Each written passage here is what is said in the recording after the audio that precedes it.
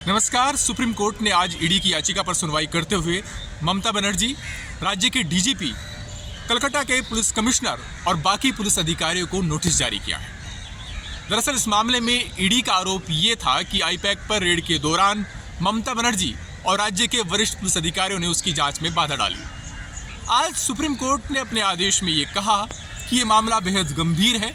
इस मामले में ईडी का आरोप ये है कि एक केंद्रीय एजेंसी की जांच में एक राज्य एजेंसी ने बाधा डाली है। लिहाजा कानून व्यवस्था कायम रहे, व्यवस्था का हर अंग सही तरीके से काम करता रहे, इसलिए इस मामले में सुप्रीम कोर्ट का दखल जरूरी है ताकि राज्य एजेंसियों की आड़ में कानून तोड़ने वाले ना बच पाए।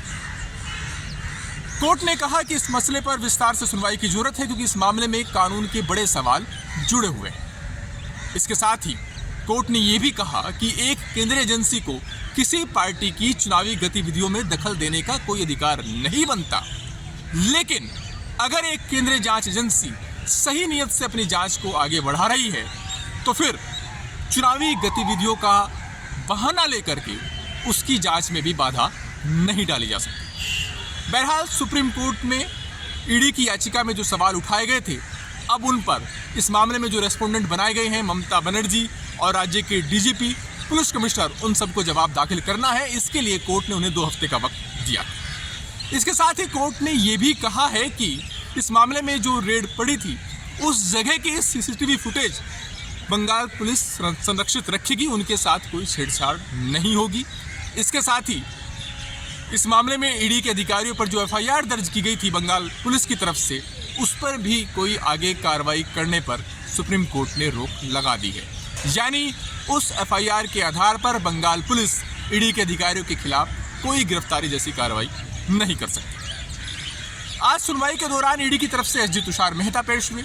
उनका यह कहना था कि जब आईपैक ऑफिस में ईडी के टीम वहां पर रेड के लिए पहुंची तो उसी वक्त ममता बनर्जी वहां पर आ गई। राज्य के वरिष्ठ पुलिस अधिकारी उनके साथ थे, उन्होंने जांच में बाधा डाली। ममता बनर्जी अपने साथ अहम दस्तावेज भी लेती गई और तुषार मेहता ने कहा कि ये सीधे तौर पर चोरी का आरोप बनता है, ये संज्ञेय अपराध का मामला है और चूंकि इस मामले में खुद राज्य की मुख्यमंत्री ममता बनर्जी और वरिष्ठ पुलिस अधिकारी शामिल हैं, लिहाजा जांच के लिए राज्य पुलिस पर भरोसा नहीं किया जा सकता। इस मामले में सीबीआई जैसी केंद्रीय एजेंसी की जांच की जरूरत है। तुषार मेहता ने कहा कि ये अपने आप में कोई पहली ऐसी घटना नहीं है कि जब ममता बनर्जी ने किसी केंद्रीय एजेंसी के कामकाज में बाधा डाली हो। उन्होंने एक पुरानी घटना का भी हवाला दिया जब सीबीआई अधिकारियों की गिरफ्तारी कर ली गई थी और सीबीआई की अधिकारियों की टीम पहुंची थी राजीव कुमार से पूछताछ करने के लिए, तो उस वक्त भी ममता बनर्जी धरने पर बैठ गई थी। तो तुषार मेहता की तरफ से कहा गया कि एक पैटर्न है जहां पर राज्य की मुख्यमंत्री लगातार जांच एजेंसियों के कामकाज में, जो कि केंद्रीय जांच एजेंसी है, उनके कामकाज में बाधा डालती रही है।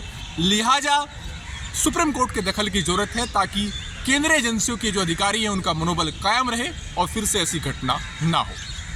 तुषार मेहता की तरफ से यह भी कहा गया कि जब ईडी ने इस मामले में हाईकोर्ट का रुख किया था तो उस वक्त जानबूझ करके हाईकोर्ट में ऐसा माहौल पैदा किया गया ताकि सुनवाई ना हो सके। इसके लिए टीएमसी की लीगल टीम ने बाकायदा व्हाट्सएप मैसेज करके लोगों को कहा कि वो इकट्ठा हो कोर्ट रूम में, और उस वक्त ऐसा स्थिति बनी कि अदालत को ये कहते हुए सुनवाई को टालना पड़ा कि माहौल सुनवाई के लायक नहीं है। हालांकि इस पर सुप्रीम कोर्ट ने नाराजगी जाहिर की। सुप्रीम कोर्ट ने कहा कि ऐसा लगता है कि उस दिन कोर्ट जंतर मंतर में तब्दील हो गया था। हालांकि बंगाल सरकार की तरफ से इस मामले में अभिषेक मनु सिंह भी पेश हुए। उनका यह कहना था कि चूंकि इस मामले में ईडी पहले ही हाईकोर्ट जा चुकी है, मामला हाईकोर्ट में लंबित है, लिहाजा सुप्रीम कोर्ट में सुनवाई का अब कोई औचित्य नहीं बनता। एक साथ 2 कोर्ट में समानांतर सुनवाई नहीं हो सकती। लेकिन ममता की तरफ से जो वकील पेश हुए, वरिष्ठ वकील कपिल सिब्बल, उन्होंने इस मामले में ईडी रेड की टाइमिंग और मंशा पर सवाल खड़े किए। उनका यह कहना था कि जिस कोयला घोटाले की जांच की बात ईडी कर रही है उसमें आखिरी बयान फरवरी 2024 में दर्ज हुआ था। पिछले 2 सालों में जब ईडी ने कुछ नहीं किया तो ऐसे में जब चुनाव नजदीक है तभी ईडी को रेड की जरूरत क्यों पड़ी। उनका यह भी कहना था कि आईपैक की जहां तक बात है उसका टीएमसी के साथ एक करार है और टीएमसी की चुनावी रणनीति आईपैक संभालता है, लिहाजा उस दफ्तर में पार्टी की चुनावी रणनीति से जुड़े सारे गोपनीय दस्तावेज थे।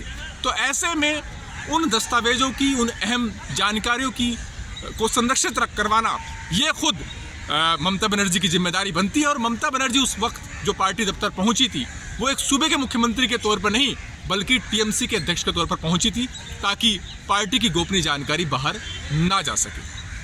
बहरहाल ममता बनर्जी की तरफ से कपिल सिब्बल और इस मामले में जो राज्य के डीजीपी और ममता सरकार की तरफ से जो वरिष्ठ वकील थे अभिषेक मनु सिंह भी, उन्होंने पूरी कोशिश की कि मामला सुप्रीम कोर्ट में आगे सुनवाई के लिए ना चले, लेकिन सुप्रीम कोर्ट ने माना कि इस मामले में आरोप बेहद संजीदा है और कोर्ट ने कहा कि वो इस मसले पर सुनवाई करेगा, क्योंकि इस मसले में कई कानूनी पहलू जुड़े हुए हैं। अब इस मामले में अगली सुनवाई 3 फरवरी को होगी।